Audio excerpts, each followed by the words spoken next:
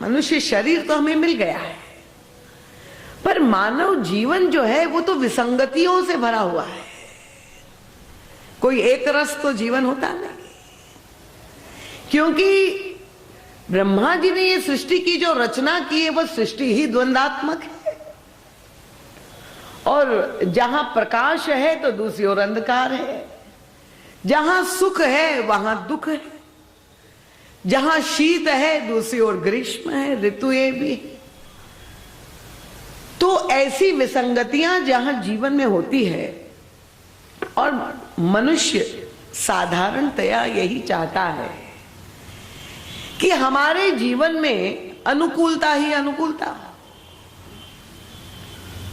और विशेष रूप से यदि कोई व्यक्ति आस्तिक हो, धर्म का आश्रय अपने जीवन में जिसने लिया हो, धर्माचरण करता हो, सत्य के मार्ग पर नीति पूर्वक चलने का प्रयास करता हो, ऐसे लोग तो यही समझते हैं कि जब हम प्रभु का काम कर रहे हैं, हम धर्म के मार्ग पर चल रहे हैं, तब हमारे जीवन में अनुकूलता ही अनुकूलता होगी,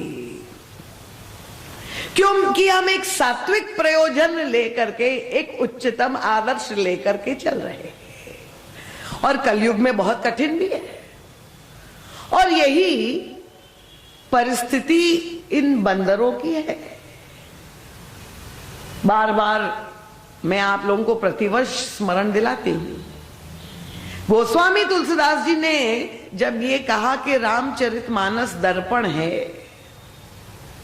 तो दर्पण तो वर्तमान को ही प्रतिबिंबित करता है।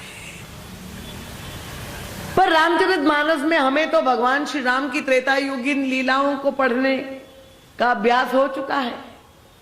इसलिए युग तुलसी के अवतार का जो उद्देश्य है कि मानस के दर्पणत्व को जिस तरह से परम पूज्य महाराज श्री ने प्रमाणित किया, ये बंदरों की खोज की यात्रा, श्री सीता जी की अन्वेषण की यात्रा, ये प्रत्येक साधक के जीवन की यात्रा है। और श्री सीता जी की खोज में मानव मात्र ही लगा हुआ है, क्योंकि इनके विभिन्न स्वरूप दर्शन शास्त्र के द्वारा इस मानस को, भूतकाल और वर्तमान को महाराज जी जो जोड़ते हैं कि श्री सीता जी ही शांति है, वही भक्ति है, वही लक्ष्मी है, उनके विभिन्न रूप है।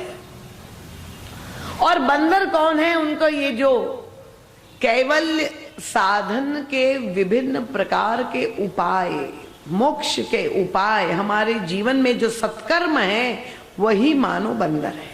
और सत्कर्म के द्वारा हम अपने लक्ष्य को पाने की चेष्टा कर रहे हैं।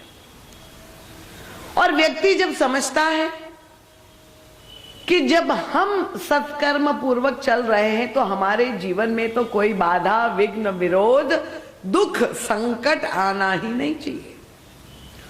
और उनका सोचना भी स्वाभाविक है, क्योंकि भक्तों के जीवन में ऐसी भी घटनाएं पढ़ने को मिलती है। मानस से ही तो महाराज जी हमें प्रमाणित भी कर देते हैं।